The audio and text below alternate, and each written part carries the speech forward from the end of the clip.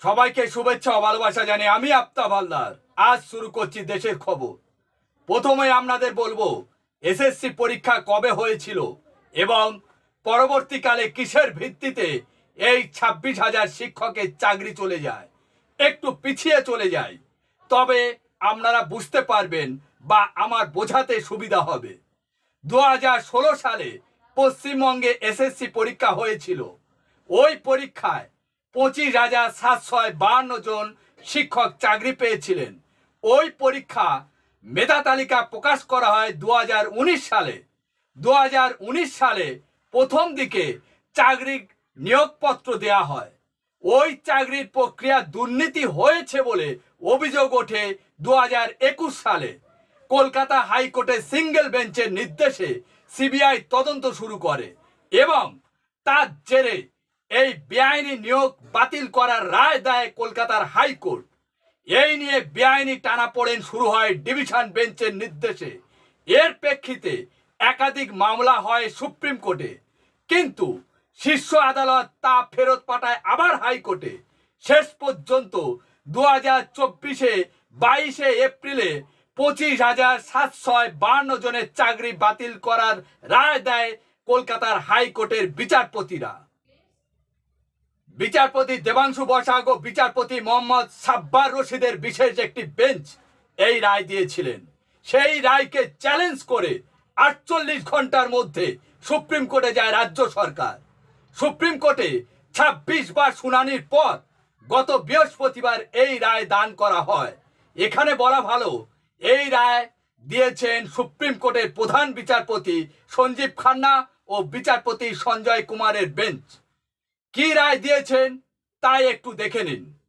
2016 সালে এসএসসি পরীক্ষার নিয়োগ প্রক্রিয়ার পুরো প্যানেল বাতিল।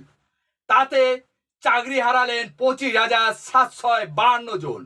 এর মধ্যে এক শিক্ষিকার ক্যান্সার হওয়ার কারণে তার চাকরি বহাল রয়েছে।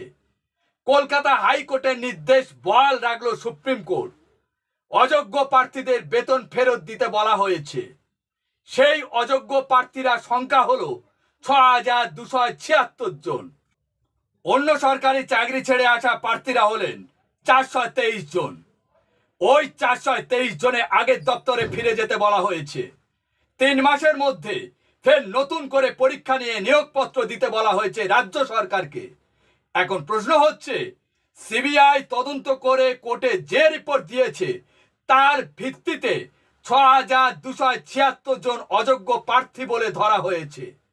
এই প্রার্থীদের পুরো মাইনে টাকা ফেরত দিতে বলা হয়েছে।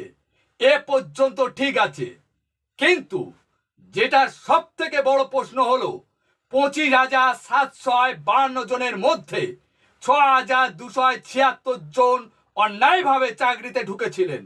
তাদেরকে চিহ্নিত করতে পেরেছে সিবিআই। তাহলে 19,475 জনকে কেন চাকরি হারাতে হলো? আমার মনে হয় বিচারপতিদের প্রতি শ্রদ্ধা জানিয়ে আমি বলছি, আমাকে খারাপভাবে নেবেন না স্যার, বলতে বাধ্য হচ্ছি, আপনাদের কোথাও বিচারের রায় দেওয়া ভুল আছে। যেখানে ধরা পড়েছে 6,276 জন অযোগ্য, সেখানে 19,475 জনকে কেন চাকরি থেকে বঞ্চিত করা হলো? এই 19,475 জনকে আরো ভালোভাবে স্কুটিনি করে তাদের চাকরিতে বহাল রাখলে ভালো হতো। তাতে তারা সংসার পরিজনের, পাড়া আত্মীয় স্বজনের কাছে ভালো মুখ দেখাতে পারতেন। আপনাদের একটা রায়ে তাদের স্বপ্ন ধূলিসাৎ হয়ে গিয়েছে। যদি কোনো অঘটন কিছু ঘটে যায় তাহলে বিচারপতিরা দায়িত্ব নেবেন তো? প্রশ্ন রেখে গেলাম। আশা করি যারা দেখবেন তারা প্রত্যেকে কমেন্ট করে আমাকে জানাবেন আমি ঠিক বললাম নাকি ভুল বললাম। রাজনৈতিক চর্চা থাকতে পারে, কিন্তু সবার ঊর্ধ্বে বিচারপতিরা। মানুষ শেষ আশা ও ভরসা রাখে কোর্টের উপরে। সেই সুপ্রিম কোর্টের বিচারপতিরা যদি ভুল সিদ্ধান্ত নেন, আমার আর কিছু বলার নেই।